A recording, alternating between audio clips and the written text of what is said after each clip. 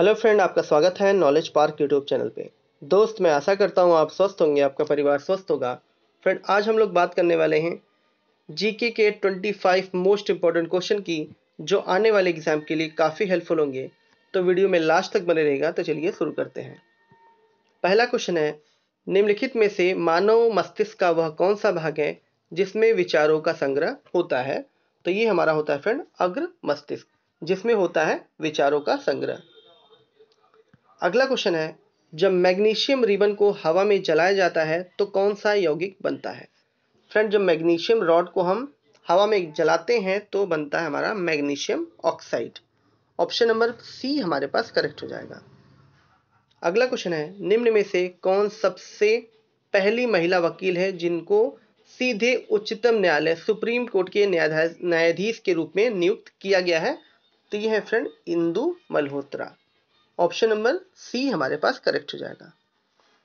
अगला क्वेश्चन है, धातुओं के किस गुण के कारण इनकी पतली जो शीट है वो बन जाती है? तो ये हमारी होती है फ्रेंड आघात वर्धिता। ठीक है, ऑप्शन नंबर डी हमारे पास करेक्ट हो जाएगा। मेटल्स जो होते हैं फ्रेंड हाईली मेलेबल होते हैं और हाईली डक्टाइल होते हैं, और इनकी डेंसिटी और बॉइलिंग पॉइंट और मेल्टिंग पॉइंट दोनों ही ज़्यादा होता है फ्रेंड।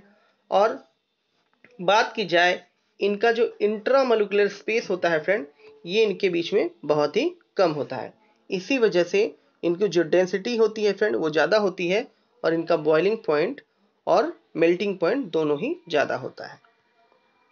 आते अगले क्वेश्चन पर, किसी विस्फोट के कारण समुद्र के तल पर बनने वाली लहरें कौन सी होती हैं?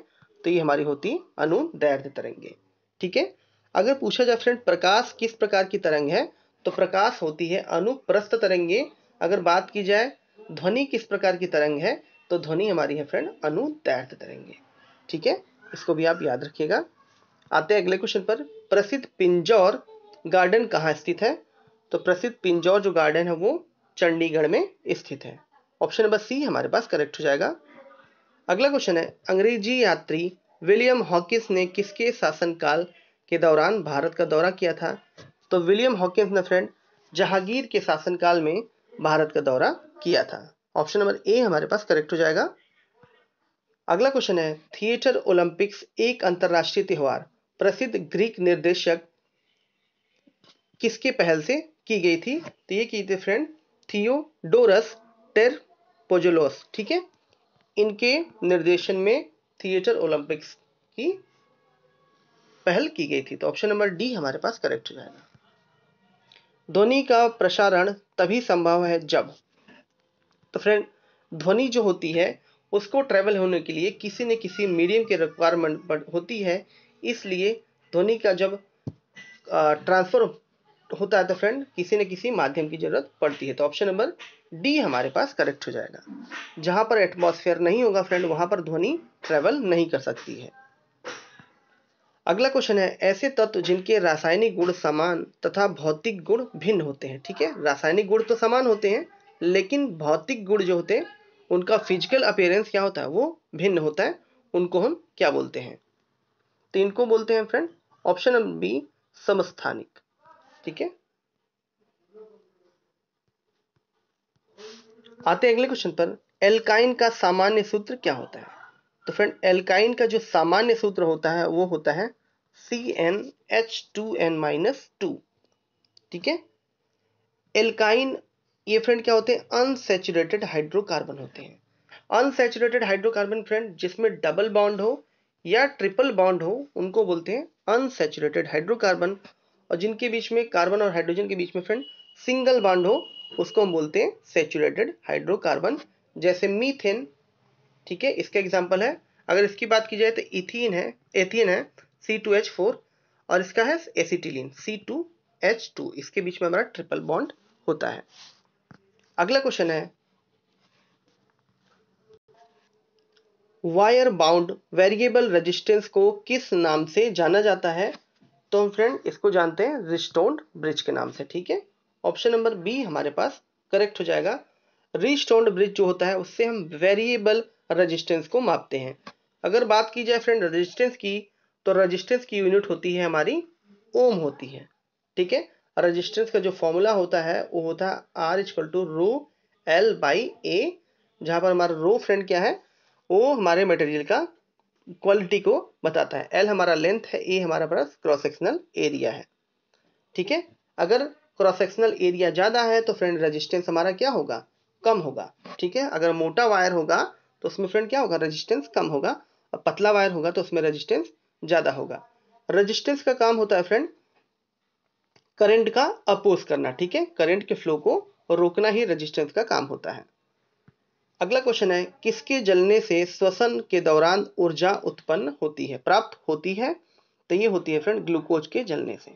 ठीक है, ऑप्शन नंबर ए हमारे पास करेक्ट हो जाएगा। ग्लूकोज जब जलता है, श्वसन हम सांस लेते हैं फ्रेंड, ऑक्सीजन के प्रेजेंस में जब ग्लूकोज जलता है तो हमें क्या प्राप्त होता है, ऊर्जा प्राप्त होती है। अगला क्वेश्चन है, सबसे अधिकतम तन्य धातु कौन सा है? तो फ्रेंड सबसे अधिकतम जो तन्य धातु है वो हमारा है गोल्ड। ठीक है, इसीलिए हम फ्रेंड क्या होता है, पहली बात तो गोल्ड, गोल्ड का ऑर्नामेंट्स मतलब आभूषण इसलिए बनाए जाते हैं क्योंकि फ्रेंड गोल्ड जो होता है वो सबसे ही मतलब बहुत ही लीस्ट रिएक्टिव है। बहुत सारे एसिड के साथ भी ये रिएक्शन शो नहीं करता है। ठीक है, और इसमें रस्टिंग बिल्कुल भी नहीं होती है फ्रेंड, इसलिए हम गोल्ड का यूज करते हैं ऑर्नामेंट्स बनाने में। और जो गोल्ड पे मतलब आभूषण जो होते हैं उसमें छोटी छोटी बहुत महीन सी डिजाइनिंग होती है, इसलिए हम कर पाते हैं क्योंकि ये जो गोल्ड है उसका तन मतलब बहुत पतले तार के फॉर्म में इसको हम बदल सकते हैं गोल्ड को। ठीक है, आते हैं अगले क्वेश्चन पर, सत्याग्रह आश्रम का असली नाम क्या था? सत्याग्रह जो था फ्रेंड आश्रम का असली नाम क्या था? तो इसका असली नाम था साबरमती आश्रम। ठीक है, ऑप्शन नंबर सी हमारे पास करेक्ट हो जाएगा, जो कि गुजरात में है। अगला क्वेश्चन हमारा है, किसी आवेशित निकाय द्वारा किसी अन्य आवेशित निकाय पर लगाए गए बल को क्या कहते हैं फ्रेंड? तो इसको हम बोलते हैं विद्युत स्थैतिकी बल। ठीक है, इलेक्ट्रोस्टैटिक फोर्स बोलते हैं फ्रेंड। जब कोई हमारा चार्ज बॉडी है वो दूसरे किसी चार्ज बॉडी पे फ्रेंड फोर्स अप्लाई करता है तो इसे हम बोलते हैं इलेक्ट्रोस्टैटिक फोर्स बोलते हैं। अगला क्वेश्चन है, परमाणु की प्रकृति की व्याख्या के लिए पदार्थ की विभाज्यता के सिद्धांत को किसने प्रतिपादित किया था? तो इसको प्रतिपादित किया था जॉन डाल्टन ने। ऑप्शन नंबर डी हमारे पास करेक्ट हो जाएगा। अगला क्वेश्चन है, परमाणु आकार किसके द्वारा निर्धारित किया जाता है?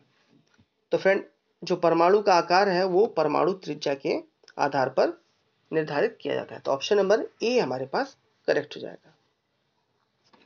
फ्रेंड अगर बात की जाए, अगर हम पीरियोडिक टेबल में लेफ्ट से राइट जाएंगे तो हमारे पास एटॉमिक रेडियाई जो होती है वो डिक्रीज होती है। अगर टॉप से बॉटम की तरफ जाते हैं तो एटॉमिक रेडियाई जो होती है वो इंक्रीज होती है, इसको भी आप याद रखिएगा। अगला क्वेश्चन है, संगीत नाटक अकादमी किस वर्ष स्थापित किया गया था? तो इसको स्थापित किया गया था फ्रेंड ऑप्शन नंबर डी 1953 में। आप हमें कमेंट बॉक्स में बताइए ये कहां पर स्थित है। ठीक है, अगला क्वेश्चन हमारा फ्रेंड, गन्ने की फसलें किस प्रकार की फसलों के उदाहरण हैं? जो गन्ने की फसल है किस प्रकार की फसलों के उदाहरण है ये हमें बताना है। तो ये है पेड़ी। ठीक है, गन्ने की जो फसल होती है वो पेड़ी प्रकार के फसलों के उदाहरण है। अगला क्वेश्चन है, एक गतिमान वस्तु में स्थित ऊर्जा को क्या कहा जाता है? तो फ्रेंड एक गतिमान अगर कोई वस्तु है उसमें कौन सी ऊर्जा होगी ये हमें बताना है। तो ये होगी हमारी गतिज ऊर्जा।